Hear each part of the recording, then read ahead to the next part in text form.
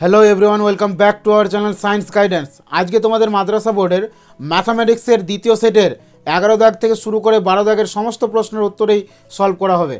যারা এখনও পর্যন্ত চ্যানেলটিকে সাবস্ক্রাইব করনি তারা সর্বপ্রথম চ্যানেলটিকে সাবস্ক্রাইব করে পাশে থাকা বেল আইকনটিকে প্রেস করে নোটিফিকেশন অল করে রাখবে। আর যারা অলরেডি সাবস্ক্রাইব করে নিয়েছো তাদেরকে অসংখ্য অসংখ্য ধন্যবাদ। চলো তাহলে শুরু করা যাক। প্রশ্নটা যেটা বলেছে দেখে নাও, যে কোনো একটি প্রশ্নের উত্তর দাও।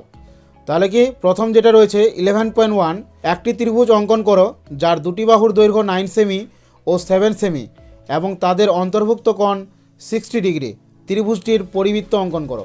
তাহলে কিভাবে ত্রিভুজের পরিবৃত্ত অঙ্কন করতে হয় তোমরা এই ভিডিওতেই কিন্তু সেটা শিখে যাবে। ঠিক আছে, তোমরা ভিডিওটা দেখার সাথে সাথে জ্যামিতি বক্সের যে যন্ত্রপাতি থাকে সেগুলো নিয়ে প্রথমত এটা করার চেষ্টা করবে একটু দেখে। ঠিক আছে, 11.1 অঙ্কটা দেখো, সম্পাদ্যটা করাচ্ছি। এবার প্রথম কাজ হলো এখান থেকে 9 সেন্টিমিটার নিয়ে নাও। 9 সেন্টিমিটার কীভাবে নেবে, এই দাগ থেকে স্টার্ট করে 9 পর্যন্ত নেবে। নেওয়ার পরে এইখানে তোমরা এবার 7 সেন্টিমিটার নিয়ে নাও। 0 দাগ থেকে স্টার্ট করে 7 দাগে যাবে। এটা 7 কমপ্লিট। তাহলে এটা আমাদের হয়ে গেল 9 সেন্টিমিটার আর এটা হয়ে যাচ্ছে কি 7 সেন্টিমিটার। এর পরের কাজ হলো একটু এই পাশটাতে ছেড়ে, মানে এই সাইডটা ছেড়ে একটু তোমরা লিখবে কি একটু খাতার মাঝ বরাবর। ঠিক আছে, তাহলে এরকম জায়গায় একটু উপরে নিচে ছেড়ে দেবে। ছেড়ে দেওয়ার পরে কি করবে, এই জায়গাটা যেন একটু গ্যাপ থাকে, এই জায়গাটা একটু ফাঁকা রাখবে। রাখার পরে এখান থেকে তোমরা একটা সোজা লাইন নিয়ে নাও স্ট্রেট। নেওয়ার পরে এই পয়েন্টটাতে 60 ডিগ্রি আঁকো। 60 ডিগ্রি কীভাবে আঁকতে হয় একটু দেখে নাও। এখানে তোমরা বসাবে, এটাকে অ্যাডজাস্ট করে নেবে একটু। করে নেওয়ার পরে এরকমভাবে বৃত্তচাপটা ঘুরিয়ে দেবে। ঘুরিয়ে দেওয়ার পরে ওই মানটাই থাকছে, এইখানে বসাবে। তাহলে এই পয়েন্টটাতে বসিয়ে আমরা কি করব, এখানে একবার কাটবো। একবার কাটলেই কত ডিগ্রি, 60 ডিগ্রি। এবার এই পয়েন্টটাকে আমরা যুক্ত করে দিচ্ছি। তাহলে কিভাবে যুক্ত করছি একটু দেখে নাও।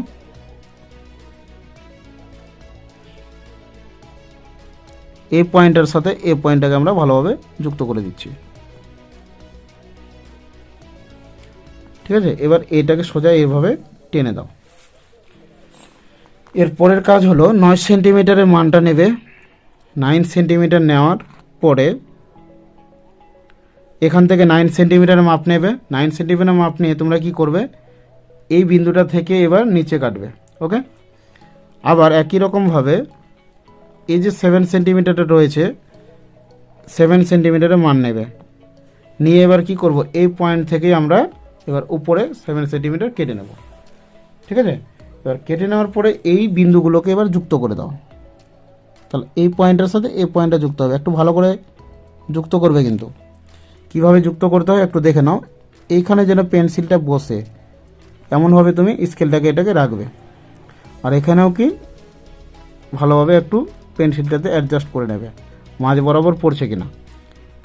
পড়ার পরে তুমি কি করবে, এখান থেকে এটাকে জাস্ট এইভাবে টেনে দেবে। তাহলে একটা কি পেয়ে গেলাম, একটা ত্রিভুজ পেলাম। এবার এই ত্রিভুজটা পাওয়ার পর এর দুটো বাহুকে সমান দুই ভাগে ভাগ করবে। কীরকম দেখো, এইখানে আবার বসাও। এইখানে বসিয়ে আমরা কি করছি, এর অর্ধেকের বেশি অর্থাৎ এরকম টাইপের নিলাম। এই মানটা নিয়ে একবার উপরে কাটবে, একবার এরকমভাবে নিচে কাটবে। আবার এখান থেকে বসে একবার এখানে কাটবে, একবার কি এখানে কাটবে। এরপরে এই দুটো বিন্দুকে সোজা যুক্ত করে দাও স্কেল দিয়ে। তাহলে এই যে কাটলো, অর্থাৎ এই পয়েন্ট আর এই পয়েন্ট তোমরা কি করবে, স্কেলের সাহায্যে ভালোভাবে যুক্ত করে দেবে। একটু বড় করে টেনে দাও। আচ্ছা, একই রকমভাবে আমরা এই বাহুটার ক্ষেত্রেও একই কাজ করব। তাহলে এটা অর্ধেকের বেশি নিলাম, নিয়ে একবার কি করছি, একবার আমরা এখানে কাটবো আর একবার এইখানে কাটবো। ঠিক আছে, একই রকমভাবে আমরা এই পয়েন্টে বসাচ্ছি। এই পয়েন্ট থেকে একবার এখানে কাটছি আর একবার এখানে কাটছি।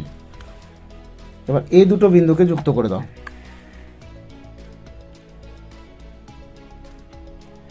এই পয়েন্টের সাথে এই পয়েন্টটাকে যুক্ত করছি,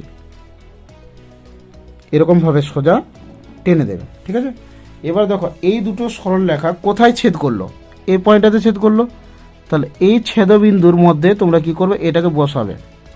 বসিয়ে এবার যে কোনো একটা কোণে এইভাবে অ্যাডজাস্ট করবে, এটা হোক বা এই কোণটাতে বা এই কোণটাতে, শীর্ষবিন্দুতে আগে তোমরা দেখবে টাচ করছে কি না।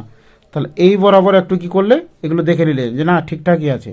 তারপরে কি করবে, এইখান থেকে বসিয়ে, এটা কিন্তু মাঝেই থাকবে, ঠিক আছে, যেখানে ছেদ করেছে দুটো সরলরেখা, এইখান থেকে এবার তোমরা কি করবে, এরকমভাবে ঘুরিয়ে দেবে। তাহলে ঘোরালেই কি পাচ্ছি, ঘোরালেই কিন্তু আমরা পেয়ে যাচ্ছি কি একটা বৃত্ত পেয়ে যাচ্ছি। ওকে, তোমরা আরও ভালো করে আঁকবে, তাহলে নিয়মটা আমি বলে দিলাম, এইভাবে আঁকতে হবে, ঠিক আছে।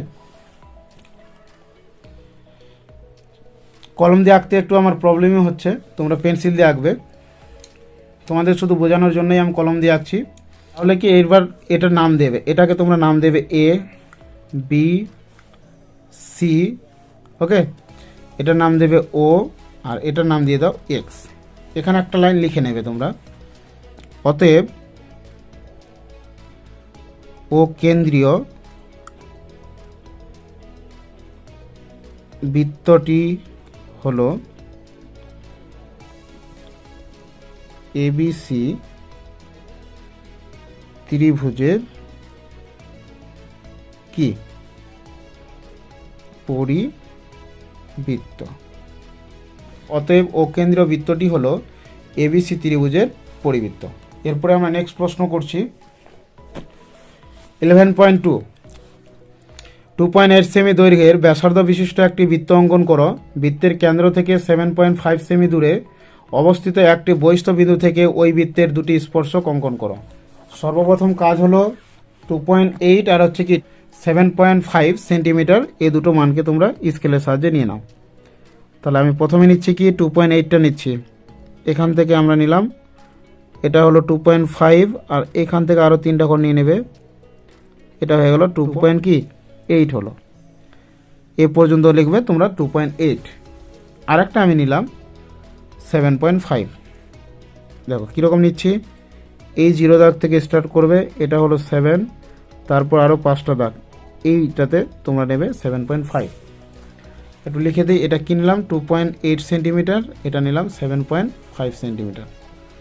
এটা কত দাগের করছি, 11.2, ঠিক আছে। এর পরের কাজ হলো তোমরা একটু এই জায়গাটা একটু ছেড়ে দেবে, এইখানে তোমরা একটা বড় লাইন নেবে এরকমভাবে। এই সরলরেখাটা নেওয়ার পর ছোটটার মান নাও, অর্থাৎ ছোট যে অংশটা আছে 2.8 সেন্টিমিটার ব্যাসার্ধ, এই মানটা নিয়ে আমরা কি করব, এই পয়েন্টটাতে একটা বৃত্ত ঘোরাচ্ছি, ঠিক আছে। চতুর্দিকে এই পয়েন্টটা বসিয়ে তোমরা কি করবে, এখান থেকে বসিয়ে ছোটটার মান নিয়ে এরকমভাবে তোমরা ঘুরিয়ে দেবে এটাকে।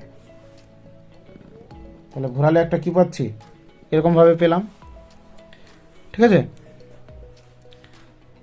তাহলে দেখো এখানে এরকম যদি ঘোরায় তাহলে এরকমভাবে একটা বৃত্ত পাচ্ছি। এরপরে 7.5 সেন্টিমিটারের মান নেবে, তাহলে এখান থেকে তোমরা এবার কি করবে, 7.5 সেন্টিমিটার নেবে, এই মানটা নিয়ে এবার এইখান থেকে বসিয়ে এইখানে কেটে দাও। কেটে দেওয়ার পরে এবার এর অর্ধেকের বেশি ব্যাসার্ধ নিয়ে, অর্ধেকের বেশি দৈর্ঘ্যর মানটা নিয়ে, অর্ধেকের বেশি মান নিয়ে তোমরা কি করবে, এটা গোটা, তাহলে এর অর্ধেকের বেশি মান নিয়ে একবার উপরে কাটবে, একবার নিচে কাটবে। একই রকমভাবে এই পয়েন্টটাতে বসিয়ে তোমরা একবার কি করবে, উপরে কাটবে আর একবার নিচে কাটবে। পড়লো না, তাহলে আবার এখানে বসাতে হবে, পড়লো না যখন, তো আবার এখানে বসাও, এখান থেকে বসে কি করবে, এটাকে আবার অ্যাডজাস্ট করে দেবে, তাহলে দেখো পড়ে গেল। এরপরে এটাকে যুক্ত করে দাও,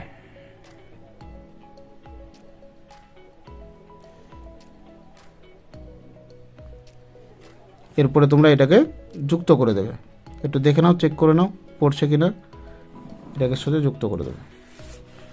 যুক্ত করে দেওয়ার পর এবার এই পয়েন্টটাতে এটা বসাবে, বসিয়ে এবার এর মানটা নেবে, ঠিক আছে। এই মানটাও নিতে পারো বা এদিকের মানটাও তোমরা নিতে পারো, ঠিক আছে। তাহলে দুটোই মান কিন্তু এক। এবার এই মানটা নিয়ে একটু চেক করে দেখে নেবে দুই দিকে সমান হলো কি না। এবার এখান থেকে বসিয়ে তোমরা কি করবে, এরকমভাবে টোটালটাই এবার ঘুরিয়ে দেবে। ঠিক আছে, এরকমভাবে ঘুরিয়ে দেবে। তাহলে একটা কি পেলাম, এরকমভাবে একটা বৃত্ত আবার পেলাম। তাহলে এবার কি করব, এই পয়েন্টটার সাথে এই পয়েন্টটাকে যুক্ত করব, আবার কি এ পয়েন্টের সাথে এ পয়েন্টটাকে যুক্ত করব। তাহলে দেখে নাও কীরকম করছি। এই দুটো পয়েন্টকে যুক্ত করে দাও।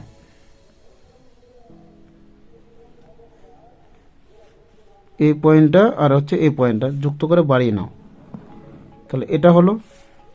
একই রকমভাবে আমরা কি করব, এবার এই পয়েন্টের সাথে এই পয়েন্টটা যুক্ত করছি, এই পয়েন্টটা, এটার এই পয়েন্টটা যুক্ত করে নাও। ঠিক আছে, তাহলে এরকম হলো। এটাকে একটু অ্যারো দিতে পারো। দেওয়ার পরে এরপরের কাজ হলো এইটুকুকে যুক্ত করবে, অর্থাৎ এই অংশটার সঙ্গে এটাকে যুক্ত করো, এই অংশটার সঙ্গে এটাকে যুক্ত করো। তাহলে এই দুটো পয়েন্টকে আমরা যুক্ত করে দিচ্ছি। আবার এখান থেকে এইটুকুকে যুক্ত করে দেবে, এখান থেকে এইটুকুকে যুক্ত করে দেবে।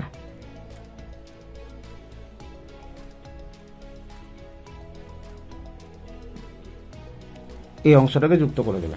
ঠিক আছে, তারপরে একটু লিখে নাও কি আঁকলাম।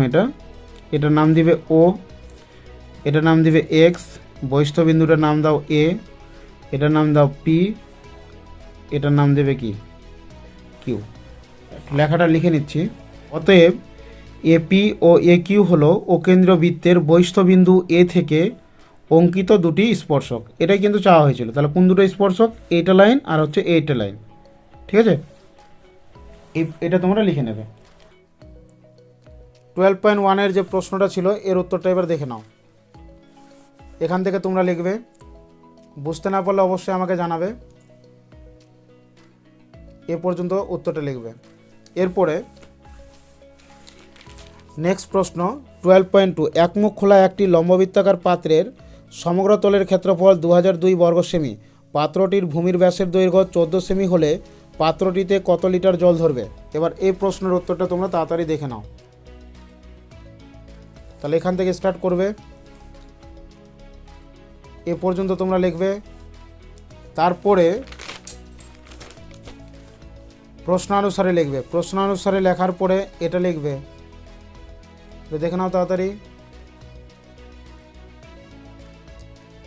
ঠিক আছে, তারপরে তো পাত্রটিতে জল ধরবে 6.468 লিটার। এ পর্যন্ত তোমরা লিখবে।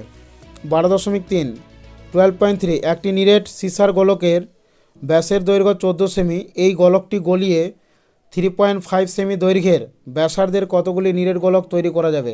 এই প্রশ্নটাও কিন্তু তোমাদের এবছরের জন্য খুবই গুরুত্বপূর্ণ। অতএব এই প্রশ্নটাকেও তোমরা বারবার এর উত্তরটা প্র্যাকটিস করবে। ঠিক আছে, তাহলে কি এই প্রশ্নটাকে কি বললাম, বারবার প্র্যাকটিস করতে বললাম। ঠিক আছে, তাহলে এই প্রশ্নের উত্তর এবার তোমরা দেখে নাও। এখানে কথাটা নিরেট আছে, বুঝতে না পারলে একটু দেখে নাও, ভালো করে দেখে নাও। বুঝতে অসুবিধা হলে অবশ্যই আমাকে কমেন্ট বক্সে কমেন্ট করে জানাবে যে এই এত দাগের প্রশ্নের উত্তরটা আমার বোঝা হলো না। তার লাস্টের লাইন তোমরা কি লিখো, অতএব নির্ণেয় নিরেট গোলকের সংখ্যা কতটি? 8টি। 12.4, লম্ববৃত্তাকার শঙ্কু আকৃতির একটি লোহার পাতের বয়া তৈরি করতে 75.3 বর্গমিটার লোহার পাত লেগেছে। বয়াটির তির্যক উচ্চতা যদি 5 মিটার হয় তবে বয়াটিতে কত বায়ু আছে এবং বয়াটির উচ্চতা কত? এই প্রশ্নটাও কিন্তু তোমাদের এ বছরের জন্য খুবই গুরুত্বপূর্ণ। এটাকেও তোমরা খুব ভালো করে প্র্যাকটিস করবে। ঠিক আছে, এই প্রশ্নের উত্তরটা তোমরা এবার তাড়াতাড়ি দেখে নাও।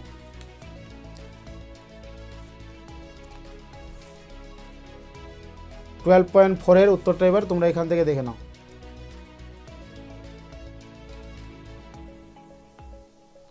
আর ভিডিওগুলো ভালো লাগলে অবশ্যই তোমার বন্ধুদের সাথে শেয়ার করবে। তাড়াতাড়ি করে দেখে নাও,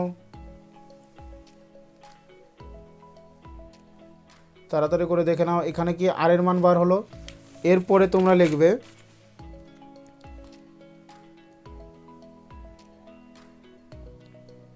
এখান থেকে একটা উত্তর পেলাম, বয়াটিতে বায়ু আছে 37.5 ঘনমিটার, ঠিক আছে, এবং বয়াটির উচ্চতা 4 মিটার। এই পর্যন্ত তোমরা এই প্রশ্নের উত্তরটা লিখবে।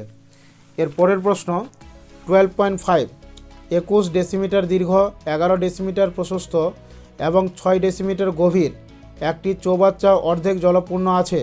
এখন সেই চৌবাচ্চায় যদি 21 সেমি দৈর্ঘ্যের ব্যাসের 100টি লোহা দেওয়া হয়, লোহার গোলক সম্পূর্ণ ডুবিয়ে দেওয়া হয়, তবে জল কত ডেসিমি উঠবে তা নির্ণয় করো। তাহলে এই প্রশ্নের উত্তরটা তোমরা এবার দেখে নাও। তোমরা স্টার্ট করবে এখান থেকে, ঠিক আছে, একটু ভালো করে দেখে নাও। বুঝতে অসুবিধা হলে অবশ্যই জানাবে আমাকে। তারপরে তোমরা লিখবে, এই লাইনটা লিখবে, এই পর্যন্ত কমপ্লিট করে দেবে। অতএব জলতল 2.1 ডেসিমিটার উঠবে। 12.6 1 সেমি পুরুষ সিসার পাতের তৈরি একটি ফাঁপা গোলকের বাইরের ব্যাসার্ধের দৈর্ঘ্য 6 সেমি। গোলকটি গলিয়ে 2 সেমি দৈর্ঘ্যের ব্যাসার্ধের একটি নিরেট লম্ববৃত্তাকার চোঙাকৃতির দণ্ড তৈরি করা হলে দণ্ডটির দৈর্ঘ্য কত হবে? এই প্রশ্নের উত্তর এবার তোমরা দেখে নাও। এখান থেকে স্টার্ট করবে, দেখে নাও ভালো করে। তোমরা ভিডিওটা পজ করেও লিখে নিতে পারো, ঠিক আছে। এরপরে তোমরা লিখবে শর্তানুসারে দিয়ে,